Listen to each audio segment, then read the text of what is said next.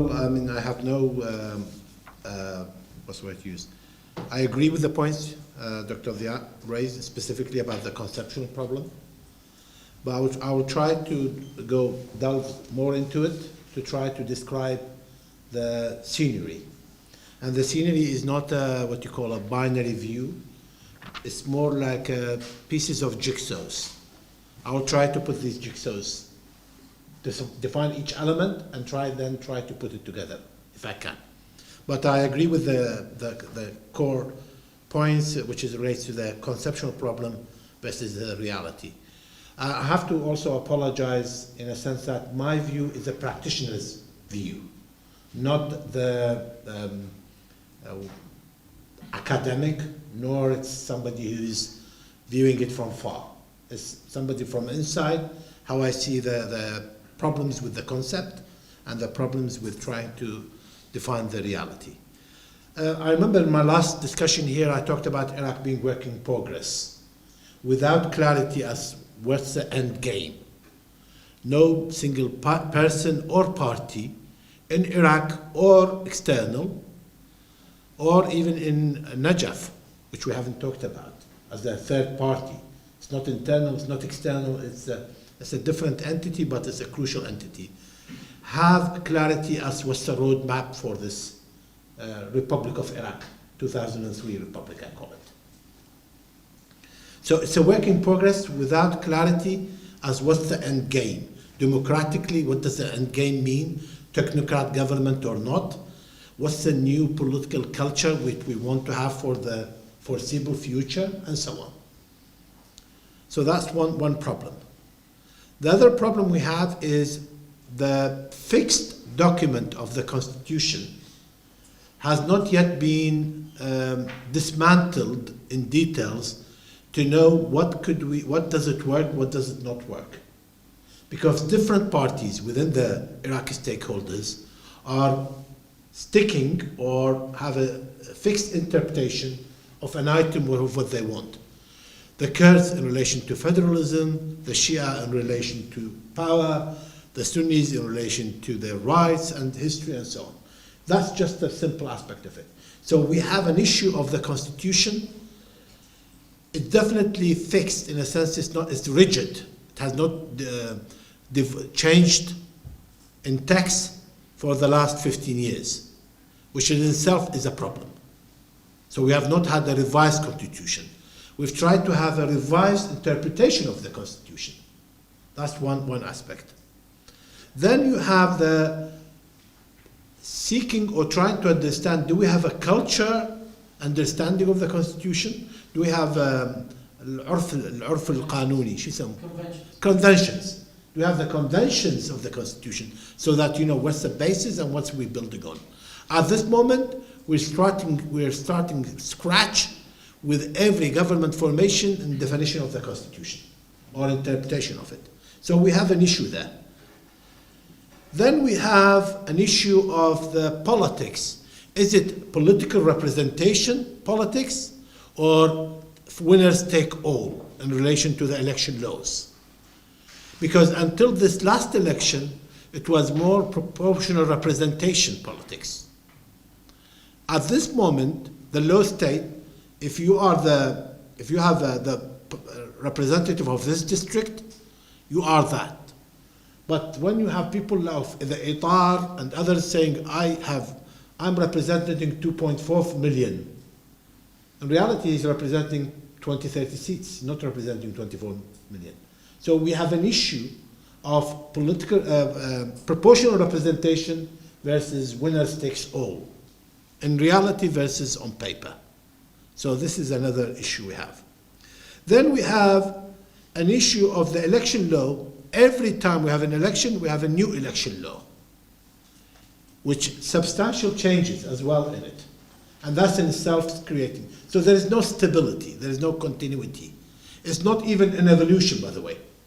It's not that this part is being improved by slightly and is 10, 15% more efficient or faster process for election or so on. It's not.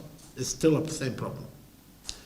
Then we have an issue of a constitution which defines which core element is democracy, but we don't have democratic players. So we have an issue of the players, political players, which Dr. Dia talked about, power, versus an actual constitution, which its primary objective is promotion of democracy, i.e. to be on the other side of what Saddam's regime was. That's another issue. So he had a majority, it wasn't the numbers. The culture, the convention was that you need to get the Kurds and you need to get the Sunnis and a representative. So that was the problem he had. It wasn't the numbers. It was that he lost the legitimacy to govern, specifically after the Daesh incursion.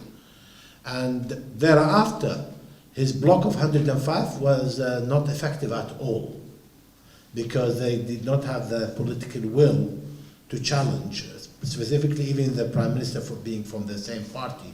They were skirmishes internal. So that parliament lost a lot of influence, although you had the numbers. So the numbers in Iraq only gets you a seat at the table. It doesn't give you the veto.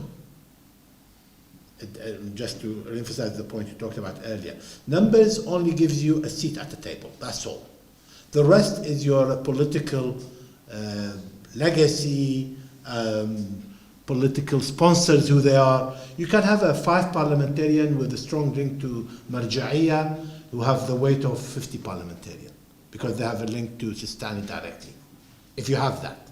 So, or you can have 1 parliamentarian who is officially associated with Sistani, can veto something. That's the reality of it. You have to bear that in mind. So there is that aspect of it. I think I have recently, by the way, I've talked about the Weimar Republic.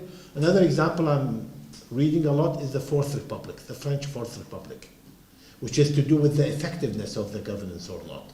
And to tell you a small story about that, just to emphasize where we are from a practitioner perspective, I had a lot of contacts with the French ambassador, the previous one, not the current one. He's an anthropologist and he knows Arabic, and from day one, I was not in the government at the time I left, I was telling him about the Iraqi politics, and I said, he said, what's your problem? I said, fundamentally, we don't have a de Gaulle. Okay? We don't have somebody who's with the history and the ability and pull things and get a Fifth Republic for us. That was 3 years ago. Just before he left, I had a similar discussion with him about de Gaulle. And he said to me at the time, you don't have a de Gaulle. And I discovered we can have a Napoleon in a sense of within the militias, somebody can come in and form a new state. And we're now in a better position to have a Napoleon than a de Gaulle. Seriously, I'm not making this up. So now, if you compare us, the Fourth Republic has a lot of similarities to the Iraqi situation. So these are you guys need to help us in what lessons not to make mistakes. Going to the Weimar example you've raised, there is a key issue here which we need to bear in mind. The Maliki, going to Maliki as well, Maliki's objective, from what I understood, was to move into a presidential system. He called for it. I know he told me so at the time. I know that from the inside. I mean, I was from the same party, so I know. So he was looking for, and he said, why Maliki? Why do you need a presidential? He was 2 times prime minister. Ultimate power, 105 parliamentarian so the third of the party. And he said, because I'm not effective enough. I have too many discussions. People talk a lot about too much discussions, not enough decision making. So at this moment, if you tell Iraqis good quality of life, i.e. economically, I give you presidential, empire, dictator, democratic. Democrat would be the last option of theirs. Seriously, they would rather have an empire, or an emperor, sorry. They would rather have a dictator. And the flavor word used in Iraq, people yawn to it, is a just dictator. They want a dictator who's a just person. What I think is worthy of you guys being aware are the complexities needed for this component to work with each other, gelling. So let's call it the Iraqi pot. What are the ingredients needed for an Iraqi pot? First of all, we talked about the constitution. Is it good enough, not good enough? But before that, we need to have a vision for that society, nation, people, to have this constitution to fulfill. At this moment, we don't have a vision for the nation of Iraq, people of Iraq, whatever label you want to do. Until you define a vision, no such constitution will fulfill it. Depends how you want to do it. So there's what you know when you go to buy a suit, is it bespoke, tailor-made, or one size fits all?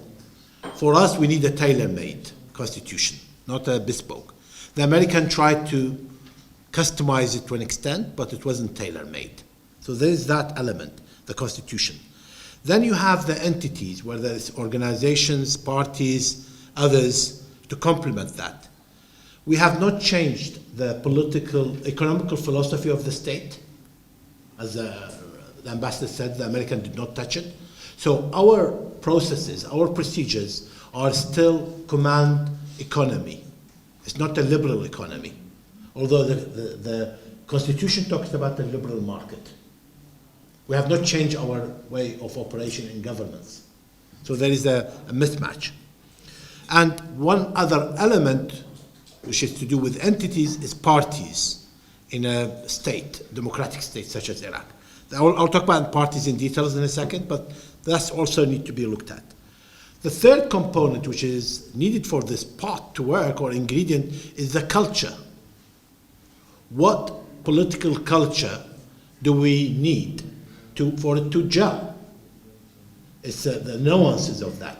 That culture need to be defined by founding fathers for such a state. And I could say with confidence, Iraq does not have a handful of founding fathers for this current republic of 2003. People of Iraq cannot agree on who are the founding fathers, or these are the Washington or de Gaulle or others of ours. We have no agreement on those.